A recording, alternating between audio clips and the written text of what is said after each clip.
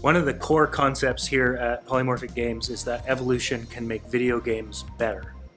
And one of the ways that we think evolution can make better video games is by making them more challenging. And so we have a hypothesis that evolution by natural selection will make a video game more difficult and therefore better, we hope, than a game that is just based on random chance.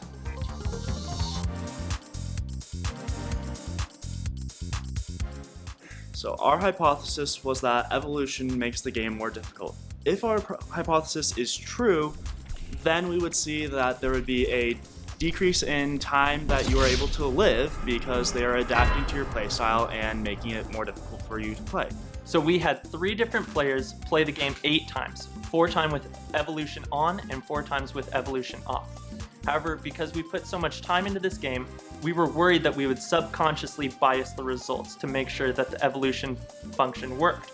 So we did what we call a blind study, in the fact that when we were playing the game, we didn't know whether evolution was on or off. Our experimental design, we each started off with 10 lives and the same ship, which was the Stingray, and allowed for no upgrades. So when Barry, Spencer, and I finished our playthroughs, we plotted the results. On the y-axis were the number of lives we had, and then on the x-axis were the number of generations.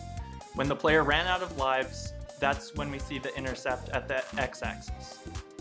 When Spencer did his playthrough, we see a modest effect simply because the x-intercepts are pretty close together whether or not evolution was on or off. For myself, there was a little bit more of a gap, and so we see a bit more of a difference. And then for even better player like Barry, we see a larger gap and then much more of a difference.